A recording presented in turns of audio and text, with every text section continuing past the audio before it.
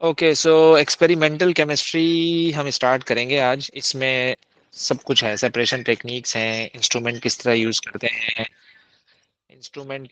करते हैं, कौन कौन सा इंस्ट्रूमेंट किसके लिए होता है, किस किस की कैपेसिटी क्या होती है, कौन एक्यूरेट है कौन इनएक्यूरेट है, मतलब ये सारी चीजें। सो सबसे पहले हम आते हैं मेजरिंग सिलेंडर पर। मेजरिंग सिलेंडर दिखने में ऐसा नजर आ रहा होता है और इस इजी टू यूज है, ओके। और लेकिन एक्यूरेट नहीं होता ये, लेकिन एक्यूरेट नहीं होता ये एक्यूरेट नहीं होता। फास्ट इन पोरिंग लिक्विड्स है, गिरता नहीं है, इसकी बीक होती है, चोंच होती है इसकी, तो गिर नहीं पाता ये। जैसे कि जब आप चाय ट्रांसफर करते हो एक कप से दूसरे कप में, तो गिरने के चांसेस बहुत ज्यादा होते हैं, गिर भी जाते हैं अक्सर। यहाँ ऐसा नहीं होता सीन। तो डिसएडवांटेज ये है कि यार ये एक्यूरेट नहीं है, मतलब आप इसमें इसको एज अ यानी मेजर करने के लिए आप इसको एक्यूरेट मेजरमेंट के लिए यूज नहीं कर सकते हो, ये याद रखना। बाकी जब आप इसको देखोगे, जब हम इसमें कोई भी लिक्विड डालते हैं तो उसके दो मिनिस्कस होते हैं, एक अपर मिनिस्कस एक लोअर मिनिस्कस। खास तौर पे वाटर की बात कर रहा हूँ, कलरलेस लिक्विड्स की बात कर रहा हूँ। तो जो आपका मेजरमेंट के लिए होता है ना, वो लोअर मिनिस्कस होता है, लोअर मिनिस्कस होता है, लोअर मिनिस्कस होता है, अपर मिनिस्कस नहीं होता। हमेशा हम लोअर मिनिस्कस को देख रहे होते हैं, याद रखना। जब भी आप मेजर करोगे लोअर मिनिस्कस को देखोगे फॉर एक्यूरेट मेजरमेंट, ओके। इसी का कलर्ड सॉल्यूशन होगा, इसी तरह से अगर आपका कलर्ड सॉल्यूशन होगा, तो कलर्ड सॉल्यूशन में तो लोअर नजर ही नहीं आ रहा होता, कलर्ड सॉल्यूशन में तो लोअर मिनिस्कस नजर ही नहीं आ रहा होता है। तो हम उसमें अपर मिनिस्कस ही देख रहे होते हैं कलर्ड सॉल्यूशन में। ये तो कलरलेस है ना, आपको बिल्कुल क्लियर नजर आ रहा है लोअर मिनिस्कस, उसमें नजर नहीं आ रहा होता। So for coloured solution we see upper and for colourless solution we see lower meniscus. Accurate value हम इसे मेजर कर रहे होते हैं। बाकी ब्यूरेट होता है एक, ब्यूरेट देखने में ऐसा नजर आता है, एक्यूरेट होता है काफी ज्यादा, 50 cm³ इसका वॉल्यूम होता है और मार्किंग इस पे लगी हुई होती हैं, है ना। एक्यूरेट मेजरमेंट के लिए यूज करते हैं इसे हम। और स्मॉल वॉल्यूम को भी हम इससे मेजर कर सकते हैं। इसमें जो ग्रेजुएशंस होते हैं वो अप टू 2 डेसिमल प्लेसेस तक होते हैं, तो आप ये भी मेजर कर सकते हो, ओके। तो एक्यूरेसी लेवल इसका अच्छा होता है। So burette is more accurate, burette is more accurate basically. इसी तरह से हमारे पास पिपेट भी होता है, पिपेट भी होता है। पिपेट के डिफरेंट साइजेस आ रहे होते हैं। वैसे जनरली जो हम पिपेट यूज कर रहे होते हैं वो 25 cm³ का यूज कर रहे होते हैं। दो तरह के पिपेट हैं, एक बल्ब पिपेट होता है और एक नॉर्मल पिपेट होता है। दोनों से हम मेजरमेंट कर रहे होते हैं। पिपेट भी एक्यूरेट होता है, पिपेट भी ब्यूरेट की तरह एक्यूरेट होता है, पिपेट भी ब्यूरेट की तरह एक्यूरेट होता है, याद रखना, ओके। इसी तरह से हमारे पास एक और इंस्ट्रूमेंट है, दैट इज बीकर। बीकर ऐसा होता है, अच्छा बीकर को तो हम सॉल्यूशन मिक्स करने के लिए यूज कर रहे होते हैं, ये भी एक्यूरेट नहीं होता है, ये भी एक्यूरेट नहीं होता है, ओके। ये सूटेबल नहीं है, इसमें हम अपना लिक्विड स्टोर कर रहे होते हैं और चीजें बॉयल कर रहे होते हैं इसमें हम, ओके।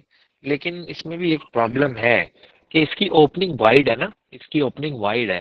जब आप इसमें रिएक्शन करवाओगे ना तो स्प्लैश होने के चांसेस ज्यादा होते हैं, आपके मुंह पे आएगा। ओपनिंग अगर इसकी थोड़ी सी नैरो ओपनिंग हो ना, तो फिर अगर वो स्प्लैश भी करे तो चांसेस कम होते हैं लिक्विड के बाहर निकलने के। आपको नुकसान नहीं, हार्म नहीं करेगा आपको।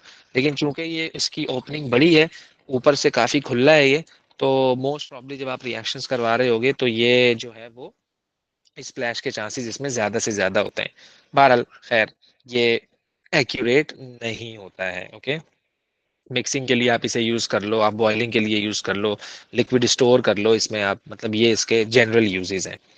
इसी तरह से हमारे पास होता है कॉनिकल फ्लास्क। आप देख रहे हो कॉनिकल फ्लास्क की ओपनिंग थोड़ी सी नैरो है, तो आप इसमें रिएक्शन करवा लो, कोई मसला नहीं है, स्प्लैश नहीं होगा। स्प्लैश स्प्लैश नहीं होगा इसमें। और इसमें हम टाइट्रेशन करवा रहे होते हैं ज़्यादातर ना, लिक्विड्स को हम स्टिर कर रहे होते हैं इसमें। तो इसमें स्प्लैश नहीं होता, आप इसे हाथ से पकड़ के इस तरह हिलाओ तो ये जो है वो गिरेगा नहीं, लेकिन बीकर में गिरने के चांसेस जो है वो ज़्यादा होते हैं। याद रखना ये बात। अ, फिर हमारे पास होता है वॉल्यूमेट्रिक फ्लास्क। फिर हमारे पास होता है वॉल्यूमेट्रिक फ्लास्क। वॉल्यूमेट्रिक फ्लास्क बहुत एक्यूरेट होता है, इसमें आप सॉल्यूशन को मेकअप कर रहे होते हो, बना रहे होते हो, प्रिपेयर कर रहे होते हो। काफी एक्यूरेट सॉल्यूशन को प्रिपेयर करता है ये। काफी सॉल्यूशन को जो है ये एक्यूरेटली प्रिपेयर करवा रहा होता है ये। ओके। अच्छा जी, इसी तरह से आप आ जाओ राउंड बॉटम फ्लास्क पे। अच्छा, राउंड बॉटम फ्लास्क को जनरली हम हीट कर रहे होते हैं, इसके अंदर चीजें होती हैं। और जो है हम सॉल्यूशन बनाने के लिए यूज नहीं करते इसको, एज अ रिएक्शन करने के लिए जो है ना हम वो यूज कर रहे होते हैं। डिफरेंट चीज़ों को हम मिक्स कर रहे होते हैं। आपने देखा होगा फ्रैक्शनल डिस्टिलेशन में, सिंपल डिस्टिलेशन में, तो इस तरह का इंस्ट्रूमेंट हम सेटअप कर रहे होते हैं, उसको हीट कर रहे होते हैं, चीज़ें आपस में रिएक्ट कर रही होती हैं। तो हार्ड ग्लास होता है ये, तो हम इसको इस तरह रिएक्शन पर्पस के लिए यूज कर रहे होते हैं। सॉल्यूशन को मेकअप सिर्फ और सिर्फ हम वॉल्यूमेट्रिक फ्लास्क में करते हैं, जो कि ये आपको नजर आ रहा है बस। ओके। इसी तरह से लैब में आप देखोगे कि आपके पास बंसन बर्नर होता है, आप हीट कर रहे होते हो इससे। इससे आप स्ट्रॉन्ग हीटिंग भी करते हो और इससे आप माइल्ड हीटिंग भी करते हो, याद रखना। ओके। तो ऑर्गेनिक चीज़ों को इससे हम हीट नहीं करते। ऑर्गेनिक चीज़ें basically they catch fire basically. Okay, they catch fire basically, remember they catch fire. तो डायरेक्ट हीटअप हम इससे नहीं करते हैं। यूनिफॉर्म हीटिंग के लिए हम जो है ना वाटर बाथ यूज कर रहे होते हैं। ओके, यूनिफॉर्म हीटिंग के लिए वाटर बाथ यूज कर रहे होते हैं, याद रखना। तो ये कुछ चीजें थी, मतलब जो लैब में जाने से पहले आप लोगों को इसके बारे में नो हाउ जो है वो होनी चाहिए। ओके। जब ये थोड़ी सी नो हाउ हो जाती है, आपको पता लग गया ये इंस्ट्रूमेंट्स हम जो है वो इसको जो हम इसके साथ हम डील कर रहे होंगे, इसके बाद फिर हम आते हैं यहाँ पर। यहाँ हम इन चीजों को टेक्निकली प्रैक्टिकली हम इसे यूज करेंगे। जैसे कि अब हम चीजों को सेपरेट करेंगे। अ,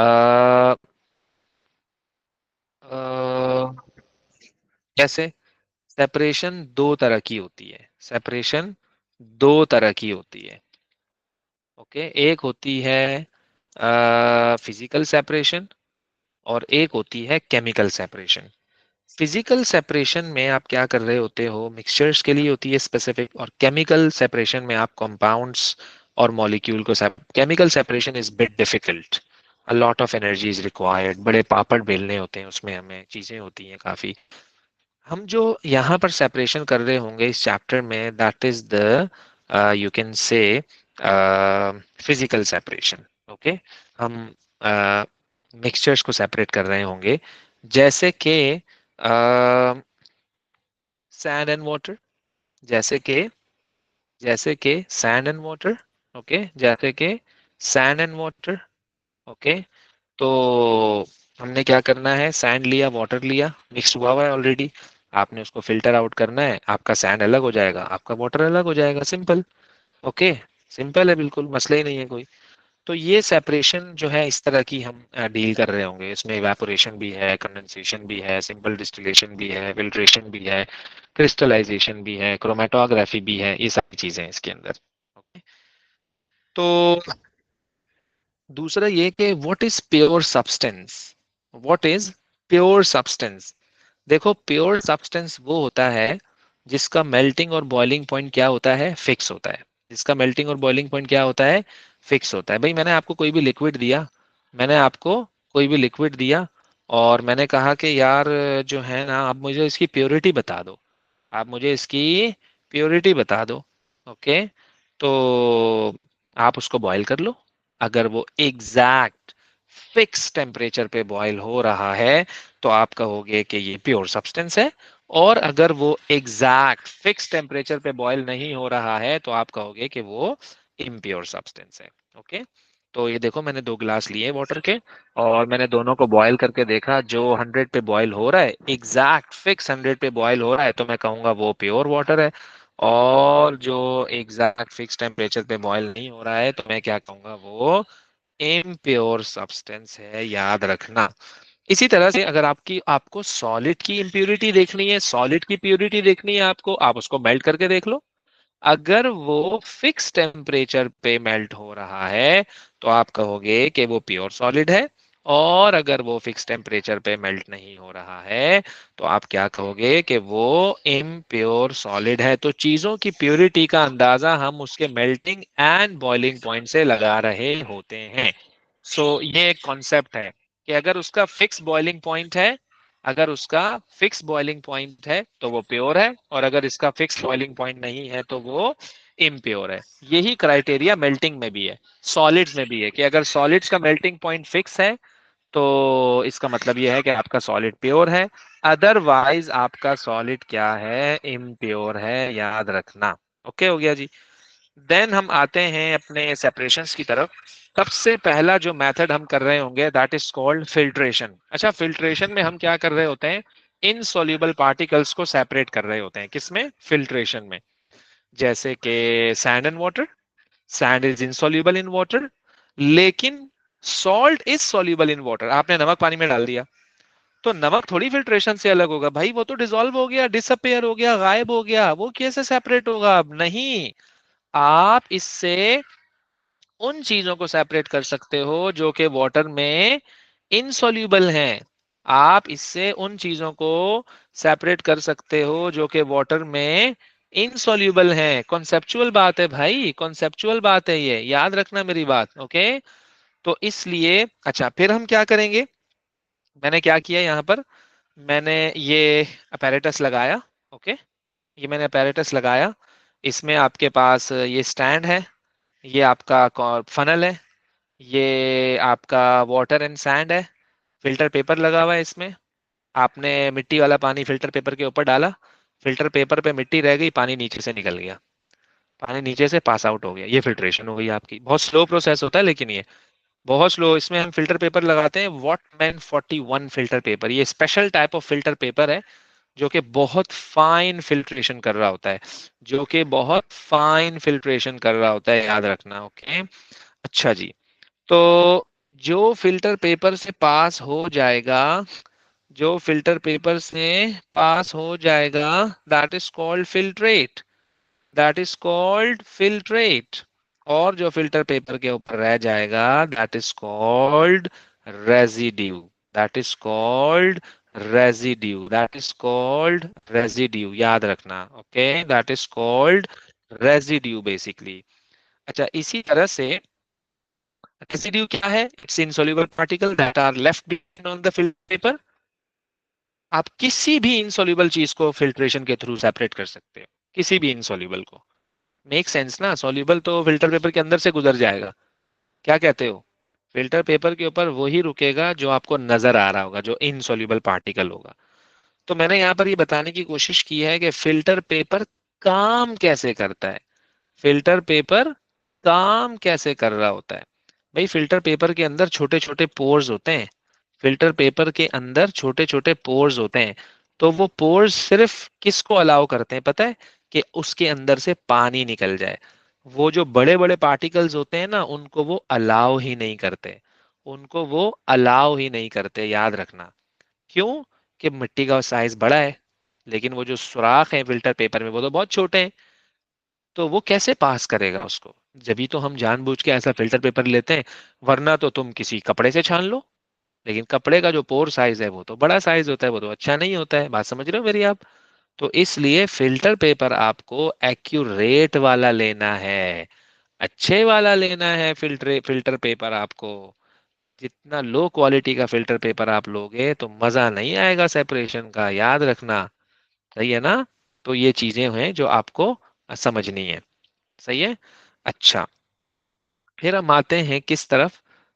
इवापोरेशन की तरफ। इवापोरेशन में आप देखोगे कि इसमें क्या हो रहा होता है। इवापोरेशन में हम क्या कर रहे होंगे कि सॉल्यूबल चीज को सेपरेट कर रहे होगे आप। किसको?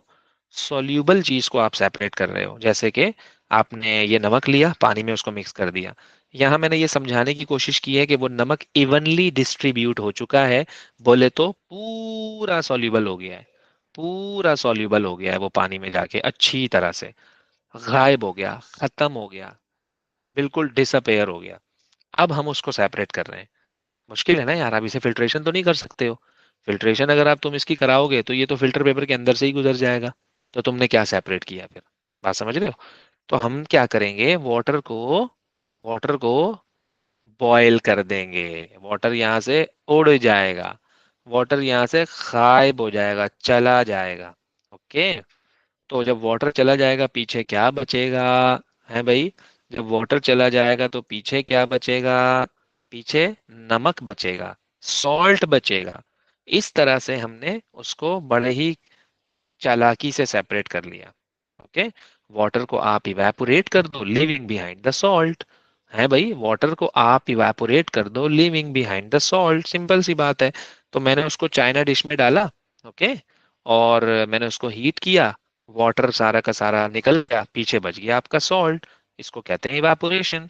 इवेपोरेशन हाई टेम्परेचर पे होता है। मतलब कि आपने इवेपोरेशन में करना ये है कि हमें ना क्रिस्टल्स का साइज अच्छा नहीं मिलता इसमें इवेपोरेशन में। क्योंकि आप जब इसे हीट कर रहे होते हो ना, तो वो जो क्रिस्टल बनता है सॉल्ट का वो टूट जाता है। क्रिस्टल सॉल्ट का टूट जाता है। ओके। और दूसरा ये कि वाटर जो है वो क्विकली इवेपोरेट हो रहा होता है। तो अगर आपको बड़े क्रिस्टल चाहिए ना, तो वो यहाँ से आपको नहीं मिलेंगे, पाउडर मिलेगा आपको, सॉल्ट का पाउडर मिलेगा, पाउडर मिलेगा आपको। और इवापोरेशन से जो आपको सॉल्ट मिलता है ना, वो इम्प्योर सॉल्ट होता है। क्या होता है? इम्प्योर सॉल्ट होता है। यानी कि आप इसको यूं समझ लो, जब आप इसको हीट कर रहे थे तो आपका जो सॉल्ट सेपरेट हो रहा था ना, वो पाउडर बनता जा रहा था। अब मैं आपको कहूं कि यार अब मैंने आपको ना क्रश करके, ग्राइंड करके शुगर दे दी, और उसमें मैंने थोड़ा सा नमक मिला के दे दिया, मैंने कहा चलो भाई अब इसे सेपरेट करके दिखाओ। कैसे करोगे यार तुम लोग? बहुत मुश्किल हो जाएगा। दोनों का ही साइज इतना छोटा है, दोनों ही इतना स्मॉल साइज है, बहुत छोटे छोटे, कैसे तुम उसको निकालोगे यार? है ना, बहुत मुश्किल हो जाएगी। तो यही सीन यहाँ पर भी है। इम्प्यूरिटीज को कैसे तुम अलग करोगे? पाउडर बन चुका है तुम्हारा सॉल्ट, पाउडर बन चुका है तुम्हारा सॉल्ट। बात समझ रहे हो? तो पाउडर्ड सॉल्ट और इम्प्यूरिटी भी बिल्कुल छोटी सी है। How can we separate them together?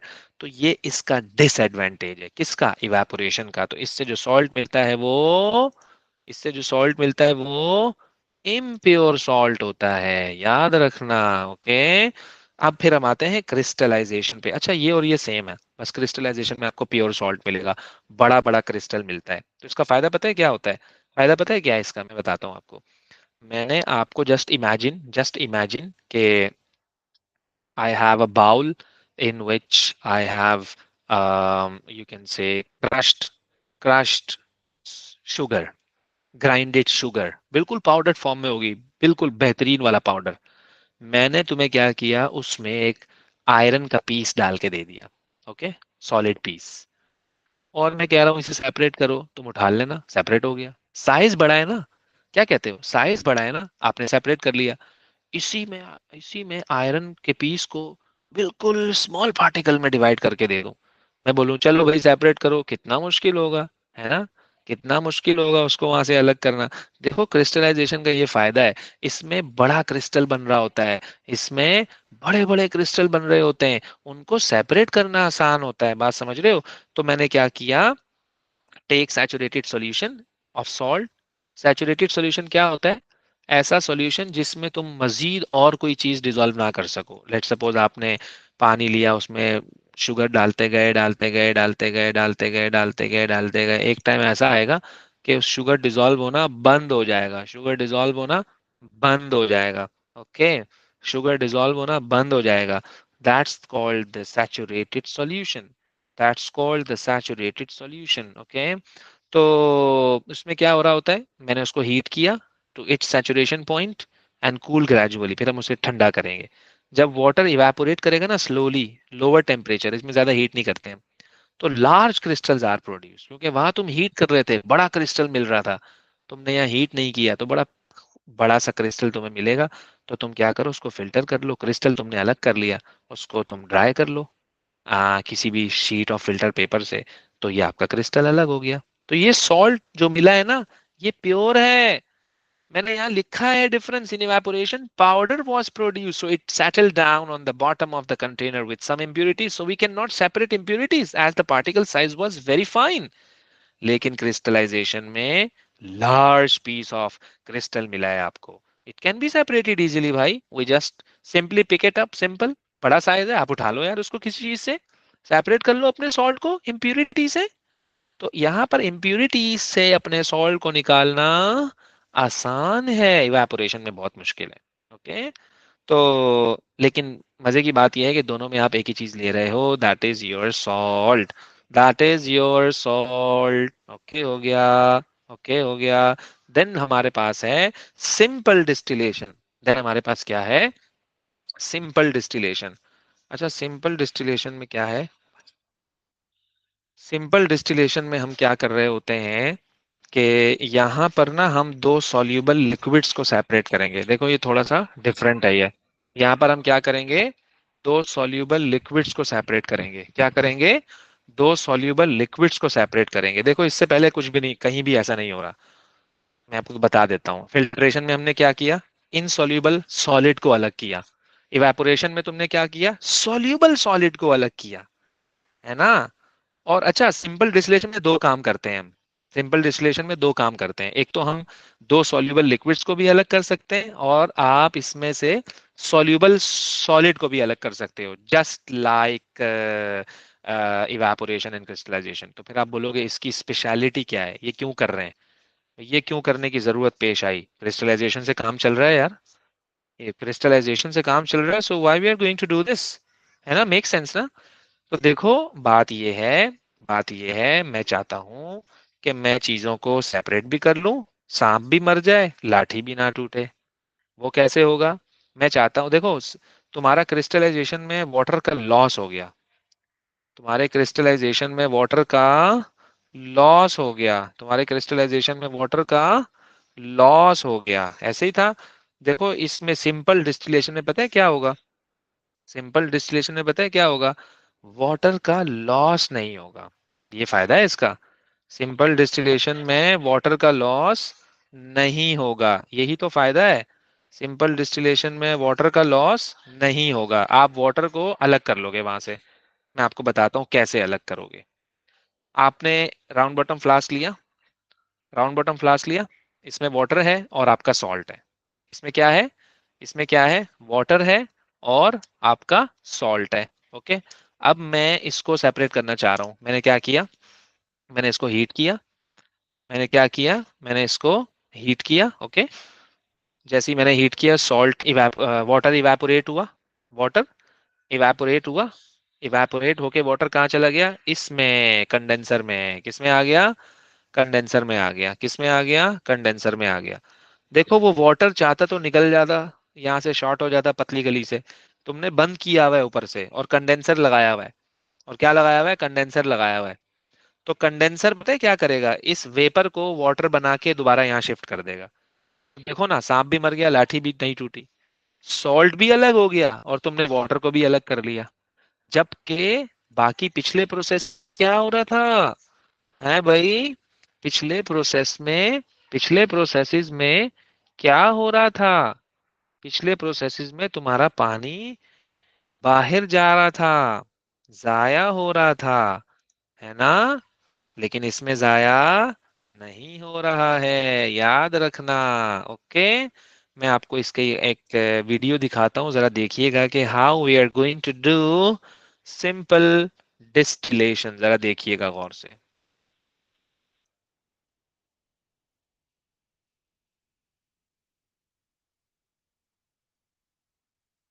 ये देखिएगा,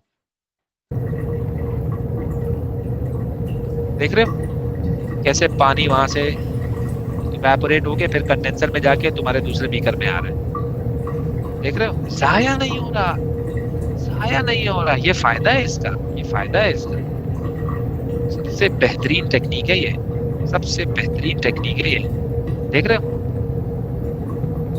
अच्छा अब तुम बोलोगे कि पाइप क्या क्यों लगाए हुए, देखो ये पाइप हमने इसलिए लगाए हुए, इनमें से पानी आ रहा है ठंडा, हमने इस ट्यूब को ठंडा रखना होता है, हमने इस ट्यूब को ठंडा रखना होता है। अगर तुम इस ट्यूब ट्यूब को ठंडा नहीं रखोगे ना, तो वेपर यहाँ पर आएंगे, जब टकराएंगे इससे, जब वेपर यहाँ आएंगे टकराएंगे इससे, तो फिर वो ना लिक्विड नहीं बनेगा। मेरी बात को गौर से सुनने की कोशिश करना जरा। क्या कहा मैंने?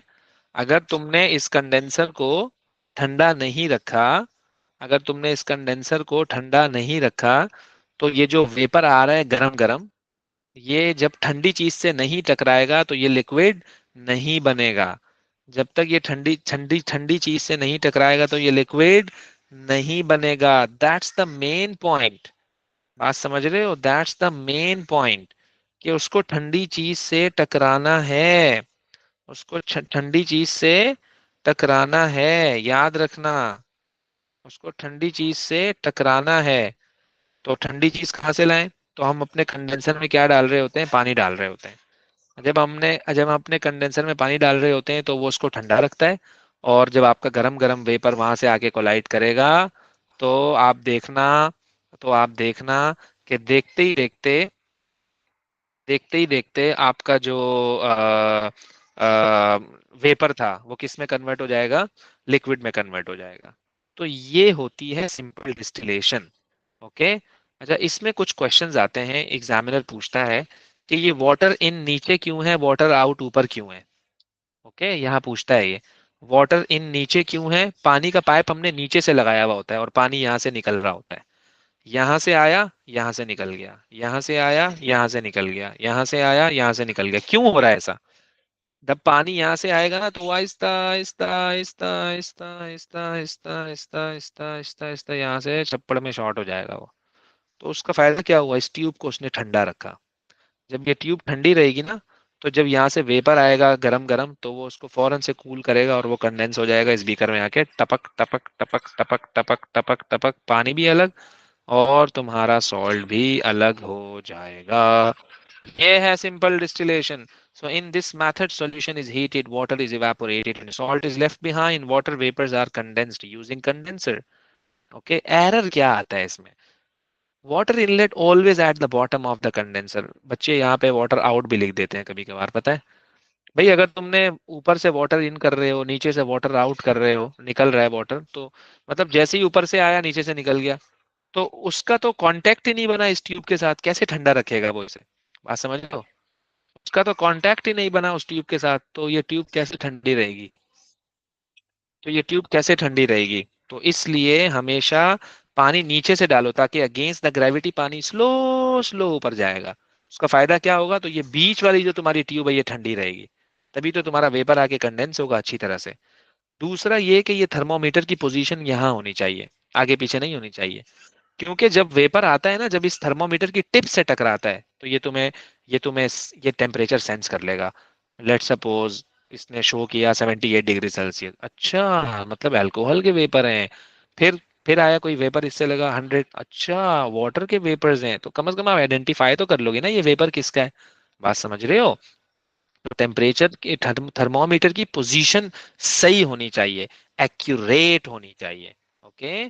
तो इसलिए हम थर्मोमीटर को यहाँ सेट करते हैं, थर्मोमीटर को यहाँ सेट करते हैं, याद रखना। ओके। अच्छा जी, फिर हम आते हैं किस पर? फ्रैक्शनल डिस्टिलेशन पर। फिर हम आते हैं किस में? किस पर? फ्रैक्शनल डिस्टिलेशन पर। अच्छा, फ्रैक्शनल डिस्टिलेशन थोड़ा सा डिफरेंट वे है। फ्रैक्शनल डिस्टिलेशन में कोई एक चीज सेपरेट नहीं हो रही होती, मिक्सचर सेपरेट हो रहा होता है, पूरा मिक्सचर सेपरेट हो रहा होता है। क्रूड ऑयल को हम सेपरेट कर रहे होते हैं। किसको? क्रूड ऑयल को। देखो, वैसे तो ये ऑर्गेनिक में भी हम बताते हैं, crude oil is a mixture of different fractions. काफी सारी चीजें होती हैं इसमें, जैसे कि petrol, diesel, kerosene oil, okay, wax होता है इसमें, मीथेन गैस होती है, पेट्रोलियम गैस होती है। मतलब कि काफी सारी चीजें इसमें होती हैं जिनको हम क्या कर रहे होते हैं? सेपरेट कर रहे होते हैं। ओके। तो हर चीज का टेम्परेचर अलग अलग होता है। चीजें चीजें सेपरेट होती हैं on the basis of their boiling points. चीजें सेपरेट होती हैं on the basis of their boiling points. चीजें सेपरेट होती हैं on the basis of their boiling points. याद रखना, जिसका बॉइलिंग पॉइंट ज्यादा होगा वो पहले सेपरेट हो जाएगा, और जिसका बॉइलिंग पॉइंट कम होगा वो बाद में सेपरेट होगा। ये देख रहे हो, ये पूरा फ्रैक्शनेटिंग कॉलम बना हुआ है। ये पूरा क्या बना हुआ है? फ्रैक्शनेटिंग कॉलम बना हुआ है। तो इसमें पहले नीचे से चीजें सेपरेट हो जाती हैं जिनका टेम्परेचर ज्यादा होता है, और फिर आहिस्ता आहिस्ता आहिस्ता आहिस्ता आहिस्ता आहिस्ता सबसे ऊपर वो चीज सेपरेट होती है जिसका बॉइलिंग पॉइंट देख रहे हो लेस देन 40। क्योंकि ये जो फ्रैक्शनेटिंग कॉलम है ना, ये नीचे से गर्म है ऊपर से ठंडा है। नीचे से नीचे से गर्म है और ऊपर से ठंडा है। नीचे से गर्म है और ऊपर से ठंडा है। याद रखना। ओके। तो व्हाट इज क्रूड ऑयल? ये कॉम्प्लेक्स मिक्सचर है डिफरेंट हाइड्रोकार्बन्स का। उनके डिफरेंट डिफरेंट बॉइलिंग पॉइंट्स होते हैं। So lower boiling point species does not condense, but higher boiling point species condenses first. यानी वही बात हो गई कि जिनका बॉइलिंग पॉइंट ज्यादा है वो पहले सेपरेट हो जाएंगी, बाकी चीजें बाद में सेपरेट होंगी। अच्छा, इसमें हम क्या करते हैं, ये हमने फर्नेस यूज किया है, अगर आप गौर से देखो। फर्नेस क्या करते हैं, हम इसमें अपने हम क्रूड ऑयल को डालेंगे, हाई टेम्परेचर पे हीट करेंगे, तो हमारा जो क्रूड ऑयल होता है वो वेपर बन जाएगा। हमारा जो क्रूड ऑयल है वो क्या बन जाएगा? वेपर बन जाएगा। जब हमारा क्रूड ऑयल वेपर बन जाएगा, हम वेपर्स को फ्रैक्शनेटिंग कॉलम में शिफ्ट करेंगे, और वो फिर स्लो स्लो करके चीजें क्या होती रहेंगी? सेपरेट होती रहेंगी। लेकिन तुम्हें अपने क्रूड ऑयल को पहले क्या करना पड़ेगा? वेपर बनाना पड़ेगा। तो उसको तुम क्या किस में डालोगे? फर्नेस में। फर्नेस का टेम्परेचर पता है कितना होता है? 450 डिग्री सेल्सियस। फर्नेस का टेम्परेचर कितना होता है? 450 डिग्री सेल्सियस। फर्नेस का टेम्परेचर कितना होता है? 450 डिग्री सेल्सियस। तो उसमें क्या होगा? आपका लिक्विड जाएगा, क्रूड ऑयल जाएगा, वो वेपर बन जाएगा। और फिर जब वेपर इस फ्रैक्शनेटिंग कॉलम में आएगा, तो वो on the basis of their boiling point क्या होता जाएगा? सेपरेट होता जाएगा। तुमने देखा ना पीछे सिंपल डिस्टिलेशन में, देखा ना तुमने सिंपल डिस्टिलेशन में कि लेट सपोज मैं तुम्हें कहता हूं कि मेरे इसमें ना एक अल्कोहल है, और एक मेरे पास क्या है? वाटर है। मेरी बात को गौर से समझोगे तो ये समझ आ जाएगा। अल्कोहल का बॉइलिंग पॉइंट इतना होता है, और वाटर का बॉइलिंग पॉइंट इतना होता है। जब मैं इसको हीट करने लगूंगा तो पहले कौन सा टेम्परेचर आएगा? ये वाला आएगा। जैसे ये वाला टेम्परेचर आएगा, वेपर बनने लगेंगे। वेपर यहाँ पहुंचेंगे, मुझे थर्मोमीटर रीडिंग बता देगा, यार ये रीडिंग आ रही है। मैं समझ गया, मैंने कहा यार ये अल्कोहल के वेपर्स हैं। तो अल्कोहल के वेपर्स यहाँ आएंगे, कंडेंस हो जाएंगे। तो जब तक टेम्परेचर ये है तो तुम समझ जाओ अल्कोहल के वेपर्स आ रहे हैं, आ रहे हैं, आ रहे हैं, आ रहे हैं, आ रहे हैं, आ रहे हैं, आ रहे हैं, आ रहे हैं, आ रहे हैं। फिर टेम्परेचर बढ़ना शुरू हो जाएगा, तुम समझ जाओ। जैसे ही बढ़ना शुरू हो गया, अल्कोहल के वेपर वहां से खत्म हो गए हैं। बस करो, बंद कर दो इसको, पीछे पानी बच गया है भाई। अल्कोहल सेपरेट हो गया, पानी सेपरेट हो गया। तो कैसा? On the basis of their boiling points हम सेपरेट कर रहे हैं। On the basis of their boiling points हम सेपरेट कर रहे हैं। बात को समझो जरा। On the basis of boiling points हम सेपरेट कर रहे हैं। ओके। तो देखो ये चल रहा होता है इसमें। तो इसलिए हमने आपको समझाया कि जिसका बॉइलिंग पॉइंट ज्यादा है, फ्रैक्शनेटिंग कॉलम की बात कर रहा हूं मैं। ओके, मैं आपको इसका एक एनिमेशन दिखा रहा हूँ, थोड़ा सा कंसंट्रेट कीजिएगा जरा।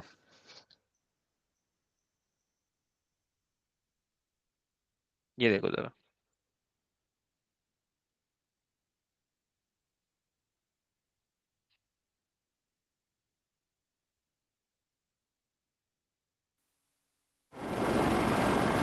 Crude oil is a thick, dark brown liquid found deep in the Earth's crust. It's a mixture of different hydrocarbons, molecules made of hydrogen and carbon. Some molecules in the mixture are very small, just a few atoms joined together.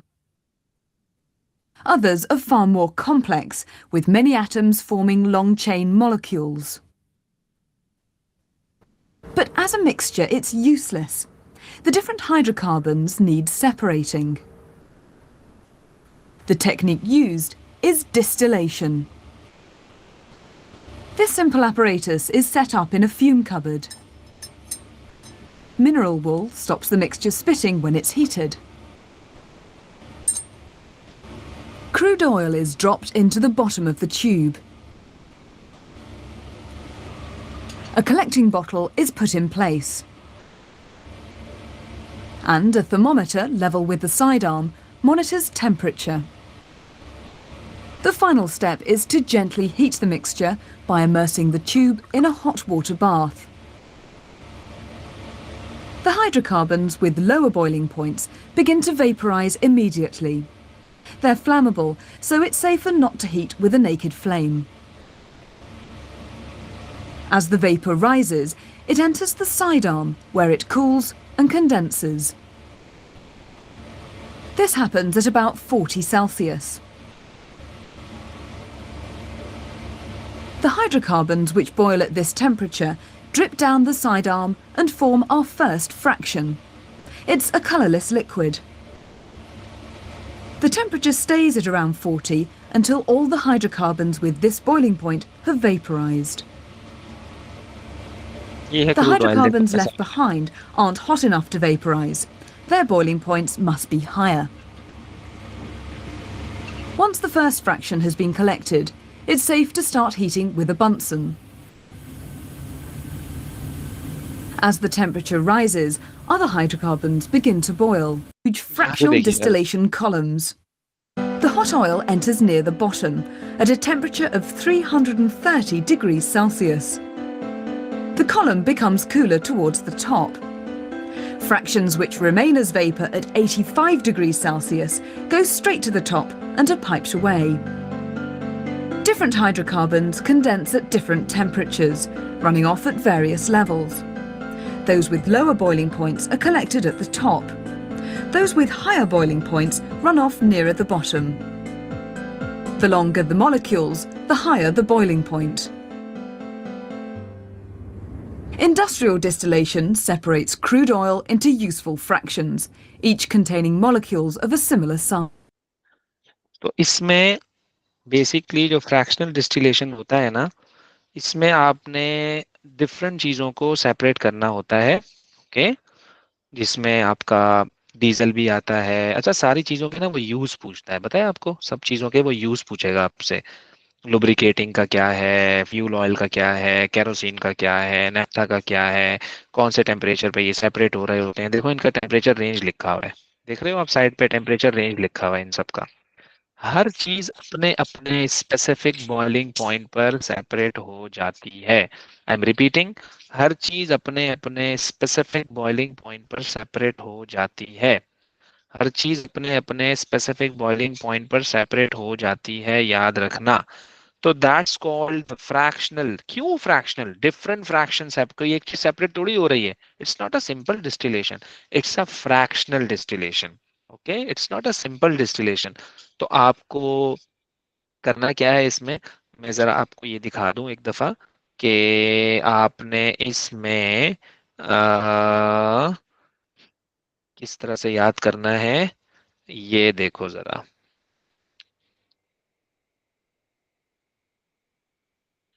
ये देखो जरा, देख रहे हो?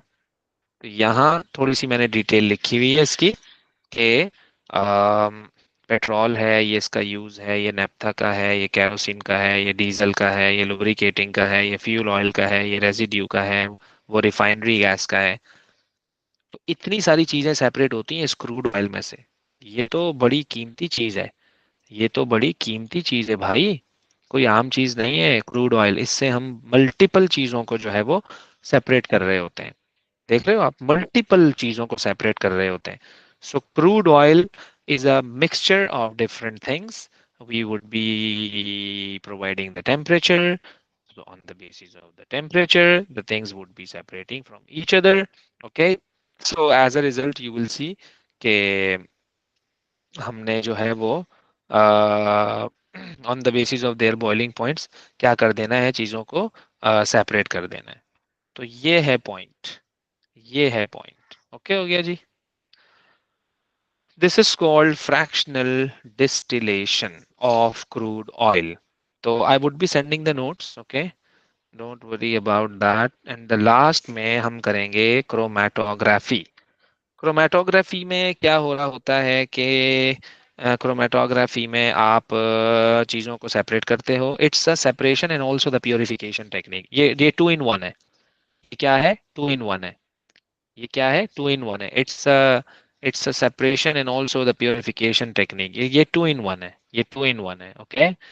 तो अब इसमें क्या हो रहा होता है कि हम क्या क्या लेंगे, फिल्टर पेपर लेंगे, कंटेनर लेंगे, पेंसिल लेंगे, रूलर लेंगे, सॉल्वेंट लेंगे, ये सारी चीजें हैं जो हम क्रोमेटोग्राफी करने के लिए ले रहे होते हैं। ओके, ये मैंने लिया, इनको ऐसा सेटअप लगाया, फिल्टर पेपर लिया मैंने, पेंसिल से लाइन ड्रॉ की, पेंसिल से लाइन ड्रॉ की, अपना सैंपल यहाँ पे लगाया। लेट सपोज मेरे पास ब्लैक इंक है, सबको पता है कि black ink is a combination of different colours, सबको पता है black ink is a combination of different colours. Okay, so मैंने क्या किया, ब्लैक इंक लगा दी यहाँ पर।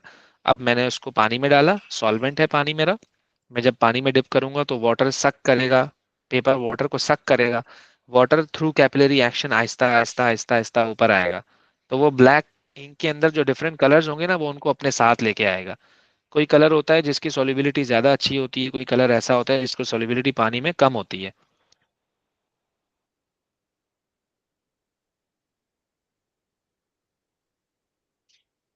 तो ये जो ग्रीन कलर है ना, इसकी सॉल्युबिलिटी पानी में कम है, तभी ये नीचे रह गया। इसकी सॉल्युबिलिटी थोड़ी सी ग्रीन वाले से अच्छी है, तो ये थोड़ा ऊपर चला गया। इसकी सॉल्युबिलिटी इन दोनों से अच्छी है, तो ये और भी ऊपर चला गया। तो बेसिकली कलर सेपरेट हो रहे हैं on the basis of their solubility. Finally आपने देख लिया ना कि यार अच्छा, मतलब ब्लैक इंक में ये वाले कलर्स थे, तो आपने इनको सेपरेट कर दिया। So it's it's a separation technique as well. Okay, तो इस तरह से आप सेपरेट करोगे। नॉट ओनली दिस, आप स्पिनच ले लो, आप स्पिनच ले लो, उसको ग्राइंड करो अच्छी तरह से, और उसमें से जो सिरप निकलेगा, जो जूस निकलेगा, उसको कैपिलरी ट्यूब से लगा के जो है ना यहाँ पे लगा लो, छोटा सा स्पॉट इस फिल्टर पेपर पर।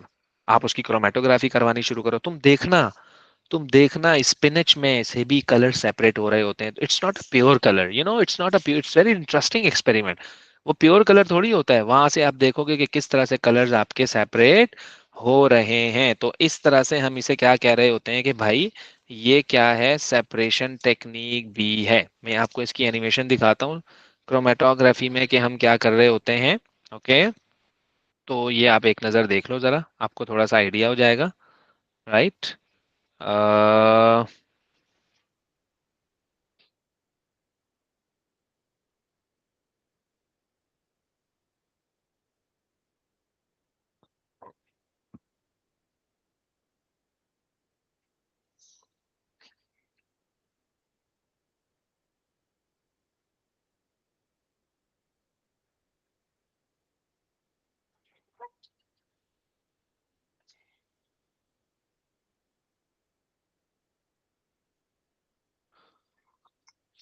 ये देखिएगा जरा। etc. Take a Whatman filter paper strip. Draw a line with the pencil above 4 centimeters from one end. Draw another line lengthwise from the center of the paper and name the point at which the two lines intersect as P. Take a capillary tube. Dip it into the beaker containing the mixture of red and blue inks and take the mixture using the capillary tube. Put a drop of the mixture of red and blue inks at the point P. Allow it to dry in open air. Again, take the mixture of red and blue inks using the capillary tube. Put another drop on the same spot and dry it again so the spot is rich in mixture. Measure 5 ml of distilled water in a measuring jar. Pour it into the chromatographic chamber.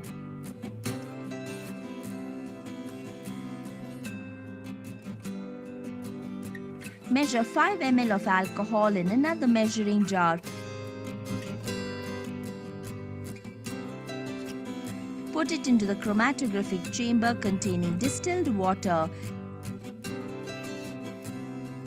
Mix the contents of the chromatographic chamber using a glass rod.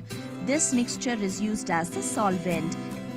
Suspend the filter paper vertically in the chromatographic chamber containing the solvent in such a way that the pencil line remains about 2 centimeters above the solvent level. Close the chamber with its lid and keep it undisturbed for some time. Notice the rise in solvent along with the red and blue inks. When the solvent has risen to about 15 centimeters, you will notice two different spots of red and blue inks on the filter paper. Take the filter paper out of the chamber and mark the distance that the solvent has risen on the paper with a pencil. This is called the solvent front. Dry the filter paper in open air. Put pencil marks in the center of blue and red spots. Measure the distance of the solvent from the original line and the distance of the two spots from the original line. Calculate the RF value. देख रहे हो आप लोग कि किस तरह से जो आपकी क्रोमेटोग्राफी है चीजों को सेपरेट कर रही है। इसलिए तो हम कहते हैं कि ये सेपरेशन टेक्निक है। सेपरेशन टेक्निक है। तो आपने स्पिनच ले लिया या आपने ब्लैक इंक ले लिया, कोई भी ऐसी चीज ले ली जिसको आपको सेपरेट करना है, तो आप देखोगे कि आपके देखते ही देखते वो चीजें जो है ना डिफरेंट कलर्स में डिवाइड हो जाएंगी।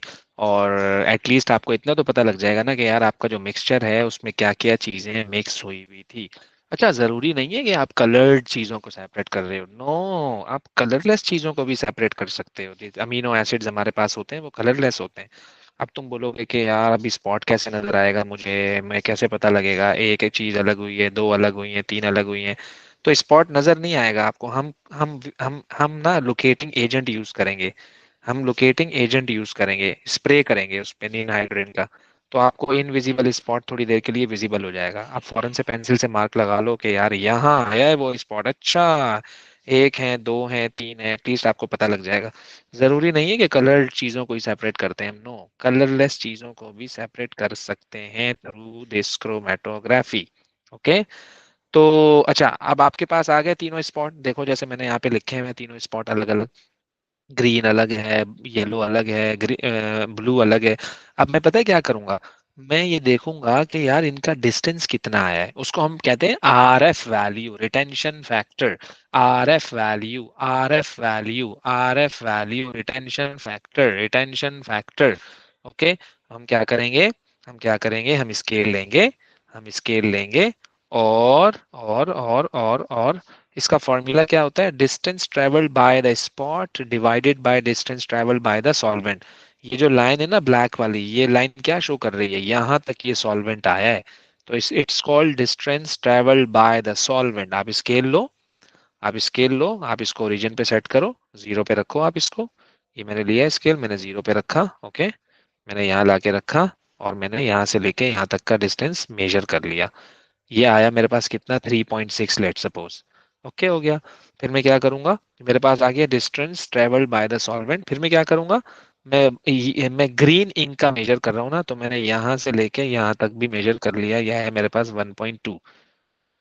तो मैं क्या करूंगा, दोनों को डिवाइड, 1.2 डिवाइडेड बाय 3.6, तो मेरे पास एक आर एफ आ जाएगा किसका, ग्रीन स्पॉट का। यही काम करोगे येलो के साथ भी और यही काम करोगे तुम ब्लू के साथ भी। तुम्हारे पास तीन आर एफ वैल्यू आएंगी, तुम्हारे पास तीन आर एफ वैल्यूज आएंगी, याद रखना। तुम्हारे पास तीन आर एफ वैल्यूज आएंगी, याद रखना। ओके हो गया जी। So that's called chromatography. Pencil से लाइन ड्रॉ करते हैं हमेशा यहाँ, ये पता है क्यों, अगर तुम पेन से करोगे ना तो ये लाइन भी ऊपर जानी शुरू हो जाएगी, डिसॉल्व हो जाएगी उसमें। तो फिर मतलब तुम आरएफ कैसे मेजर करोगे, कोई एक बेस लाइन होनी चाहिए ना जहाँ पे तुम स्केल रखो अपना।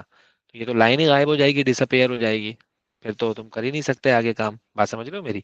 तो इसलिए हमेशा पेंसिल से लाइन ड्रॉ करते हैं। और ये पेंसिल से लाइन ड्रॉ करके जो स्पॉट लगाते हैं ना, सॉल्वेंट इससे नीचे होना चाहिए। अब तुमने इस पेपर को इतना डिप कर दिया कि ये स्पॉट ही अंदर चला गया।